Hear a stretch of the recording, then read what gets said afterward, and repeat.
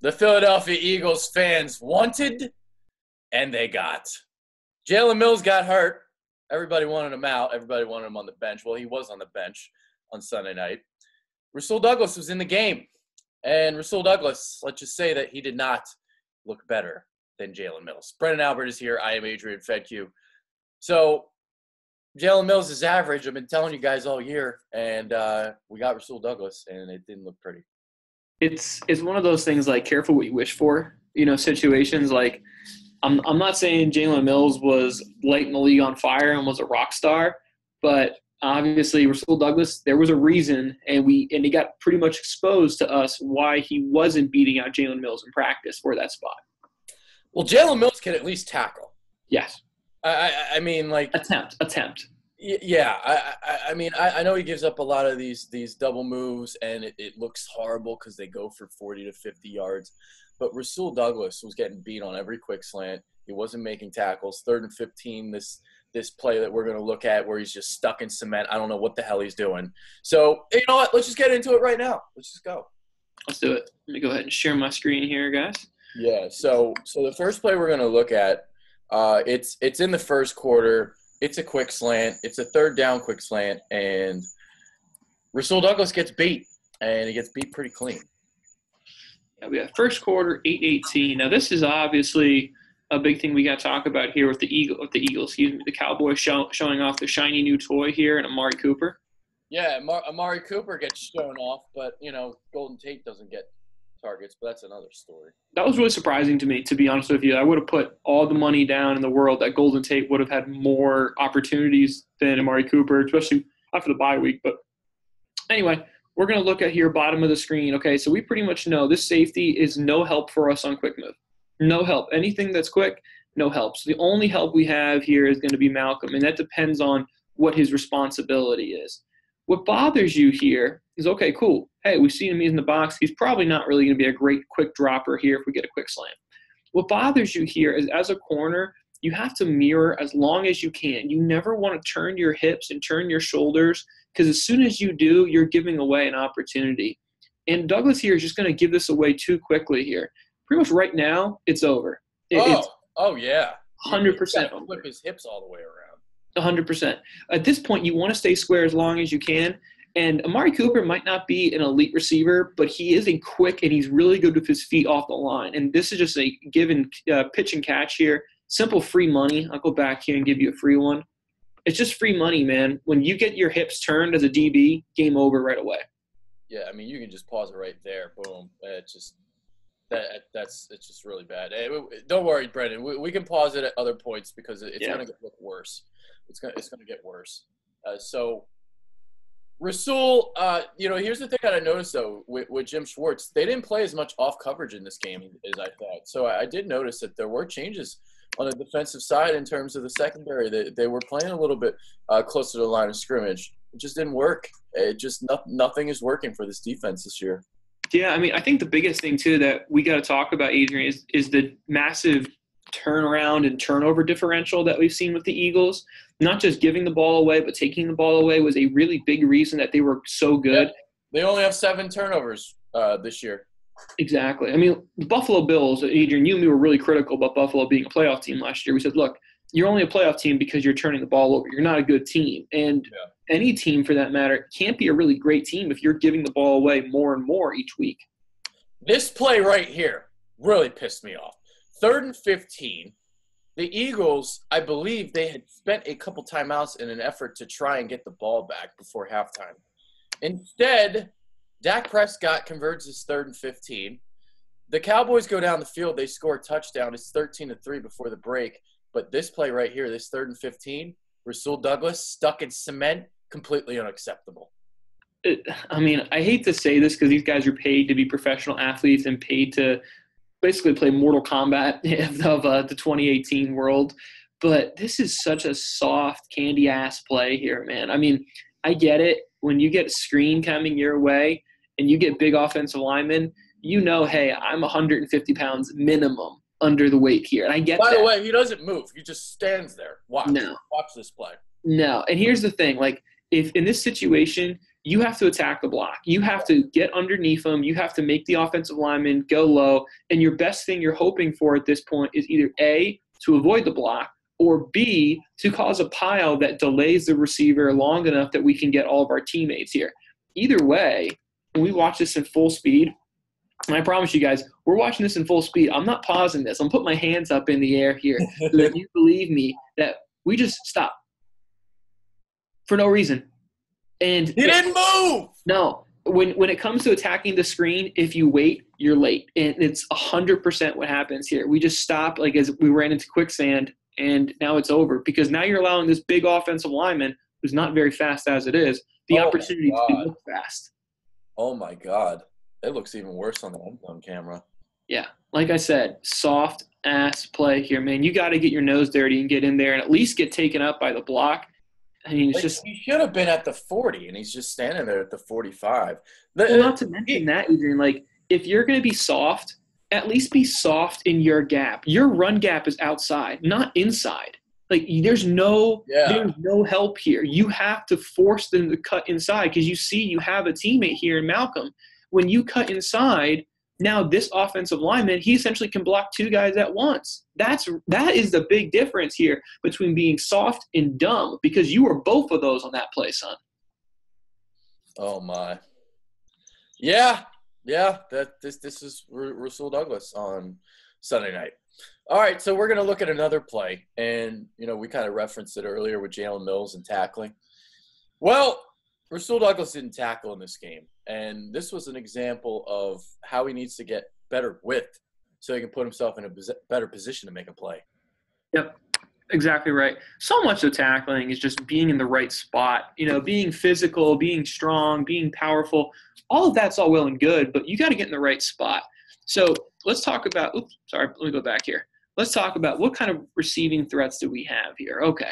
Well, like the Eagles typically do, a lot of cover three like look, all right? So, again, what's cover three mean? Safety's the middle third. We have a corner outside third, another corner outside third. 3 D players. Okay, cool. So that means I am the outside most threat, and I'm also the deeper than the deepest here. So if I read in this double tight end, boom, boom, if I read double tight ends, okay, and I read quick game, and I read, hey, I get an outside receiver here, I need to get width right away. Yep. I need to get more width than that. And as you're going to see, he's going to get out leveraged here on the width right away. And now, as you see here, I have to attack this hip. It would be better if I was out here because then I could close in. Now, I don't have the angle because, again, what's my run gap responsibility? The outside most. And that is pitiful. It's just piss poor. Like, here's the thing. As a corner, you don't need to light people up. You really don't. You don't need to big hit stick people. But you need to at least get in the right place to either slow guys up enough or, if nothing else, at least make sure you don't lose leverage on your fucking run responsibility. So, next play we're going to look at, I mean, Rasul Douglas is not a slot guy. So, that's the first thing. His hips are too stiff to be in the slot. He's not quick. He's not jittery. But we're going to show this play anyway because it's ridiculous the amount of separation that Amari Cooper got on this route. So another one that's unfortunately not too pretty for Rasul Douglas. No, certainly not. This is one of those games you want to make sure your mama's not watching the tape because it wasn't pretty for you. Now, again, for whatever you want to say about Amari Cooper as your negatives, one thing you got to say is he is a nice route runner, and he's going to put on a clinic here. He gets great stem here, great separation. Oh, my God. Look how much freaking room is created there. Like, here's the thing, okay? Yeah, Amari Cooper's a nice receiver. I don't think he's worth a 1, but whatever. I think he's a nice receiver. That said, he's not freaking Randy Moss or Jerry Rice out here where you're making all this room. This is just embarrassing. I mean, it all comes from the fact that we're going to play so high here, and see our stances. See how wide our feet are? You're already unbalanced. So slow. Exactly right, Adrian. You're off balance. You're changing direction. And now it's just keep away. And we have no chance at being able to make this play here. It's just an embarrassing play here by Douglas. That was a banana peel he did. He did the banana peel. Yeah, it was a nice little banana route, 100%, Adrian. Oh, jeez. So we're going to look at it from the end zone angle just one more time. This is the first film study I've done where I can't wait to get this over with. Yeah, I think that's fair. That's a fair way to word that. Yeah, I get that. All right. We got one more. We got one One more, loss. right? We're not doing the 5:30 anymore, right? No, we're not. All right, We so talked plenty about his inabilities against the pass. Well, all right, we're going to talk about run defense. And, this run defense of the Eagles has been a huge disappointment as well this year. Everybody was just kind of overlooking the fact that they've been struggling on run defense because of the yards per game. They're still like second. They may be third or fourth now. But in terms of the yards per carry, they're now 4.6. It might even be 4.7. Ezekiel Elliott completely gashed them. Their offensive linemen were consistently getting on the second level. Nigel Bradham, Jordan Hicks getting taken out of place.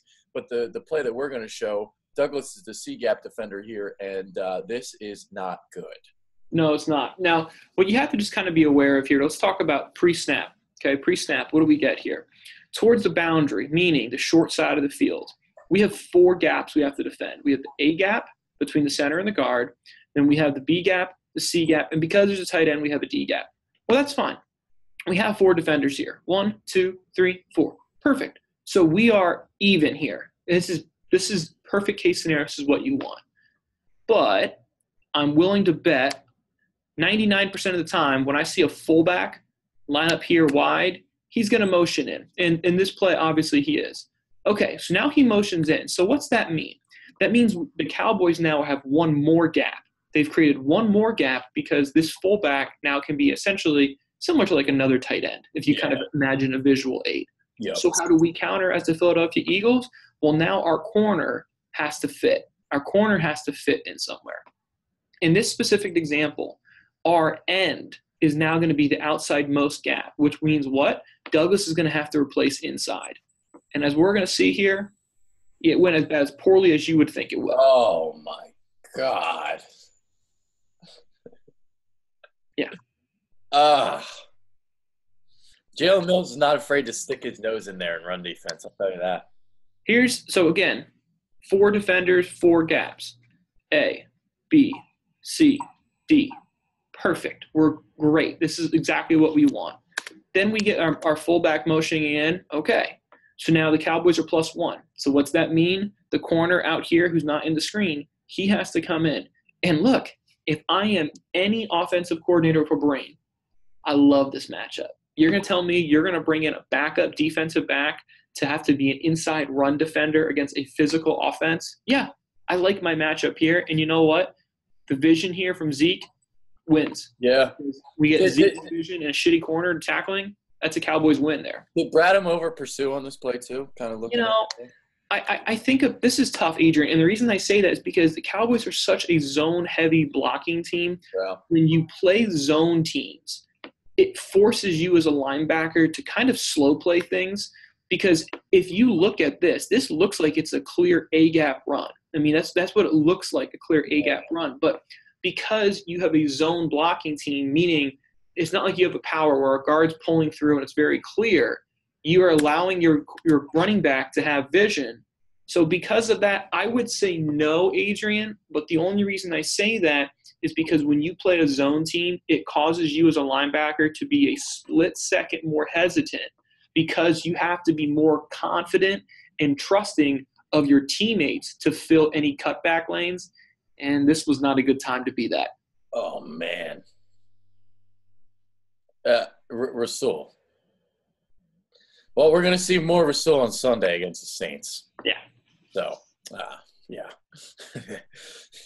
they're basically without their entire secondary. Now, it looks like Jalen Mills is going to be back. Sidney Jones is going to play. So you'll have Sidney Jones. You'll have Vontae. Actually, Mills isn't going to play, I don't think. Sidney Jones, Avonte Maddox in the slot, and then you'll have Rasul Douglas. So we're going to get to look at these young corners real quick.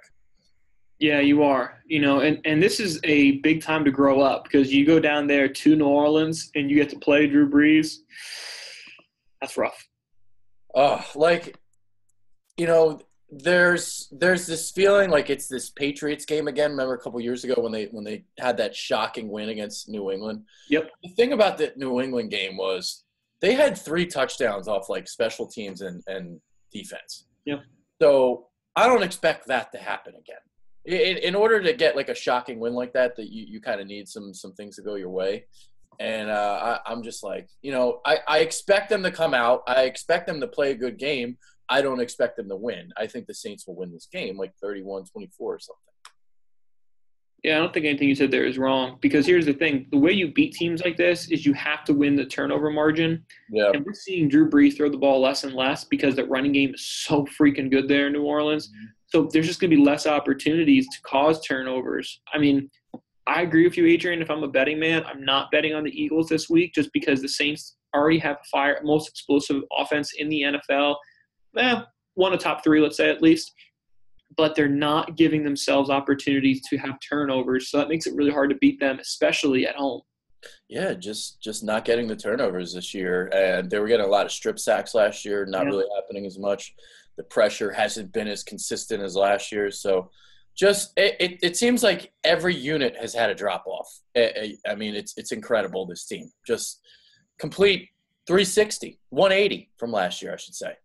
Yeah, and I mean, if I'm silver lining, hey, getting Timmy back obviously sooner rather than later should at least help that defensive line and the front seven there a little bit, because he obviously was a big reason that defensive line was getting said strip sacks. So you got to hope for that. The other good news is I still think you can win the division. I know. This division, they're going to be 4-6 and only like 2 games back. Yeah. I mean, and honestly, I know how good the Saints are, especially at home. I know how good the Rams are. But I'm not really – if I'm an Eagles fan, I'm not really fearing playing them in the playoffs. Maybe we're not the favored, but by no means am I thinking, hey, we got no shot. I think you absolutely have the opportunity to beat anyone in the NFC. Absolutely. And, we'll see if they can finally get on a run. I mean, I'm kind of envisioning this run not happening at this point. If it didn't happen after the bye, if you couldn't beat Dallas after the bye, it's kind of hard for me to think that, this team is just going to turn it around at this point. But who knows? Stranger things have happened. Yeah, if I'm a pessimist, I would agree with you. You kind of think, okay, when should we get our ducks in a row after a bye week? When we add a awesome receiving threat there in Golden Tate, kind of landed flat in its face. Now, I'm not buying all the stock I'm hearing from Jason Avant saying that he's, coaching is losing the locker room and all that. I think we need to pump the brakes on that. Yeah. He won a Super Bowl last year. Yeah, let's pump the brakes on all that noise. But I will say, look, that is a big minus. Losing that game after a bye week, that is a little concerning. Yeah, and it's not seeing the changes after the bye week, not seeing the tinkering with the offense, not seeing Golden Tate implemented. It's like people were complaining after the game. It's like, oh, what did you expect? It takes weeks to learn the playbook. Well, Amari Cooper, his route tree was simplified. In his first game, he got all those targets. What's the excuse? Yeah, I mean, I'm all right. If you want to tell me learn all the plays in the playbook, okay, that's fine. If you want to tell me, hey, it learns all the time to get timing and chemistry down, yeah, that's fine. But that doesn't explain, the rest of the offense still not looking great. If you're going to tell me Golden Tate wasn't good, but Nelson was really explosive, who had a great catch in that game, we got to give him credit there. Yeah. And Alshon was still really explosive. Okay, that's fine. But the rest of the offense was still very meh. Yeah. I mean, at 4 targets, it's not like it's hard to run a screen pass. Yeah, I'm with you. Or a jet sweep or quick game. I mean, there are different ways to kind of get him involved early. But, I mean, honestly, Adrian, my biggest concern here for the Eagles is the turnover differential. I mean, the interception to Van Der Esch there, yes, it's a very nice play. But Wentz really looked him down on that one. That kind of bummed him out. And you got to cause more turnovers if you're on that defense. No, you're exactly right. I mean, I believe they're 6th in points per game allowed. They're 5th in third down defense. But they're not getting the turnovers. The turnovers, I believe, they're bottom 5. So just not getting the takeaways this year. That's the biggest difference in defense between last year and this year so far. 100% right. I mean, look, the turnover differential is the biggest way for your defense to have inflated stats. I'm not saying the Eagles' defense wasn't awesome last year. Don't get it twisted. They still were an elite defense last year. But when you get off the field and the offense gets on the field on a short field, everything looks better. Yeah. All right. That's it for this week. We got through it. We got through the Dallas game. It's been a very rough week for me, Brendan. Yeah, it's been a tough one. But hey, on to New Orleans. I would probably tell you to take some Advil before the game. Yeah. Buy one, get one free at Walmart if you if you need it. There it is. That's Brendan Albert. I'm Adrian Fedke. See you guys. Appreciate it, guys.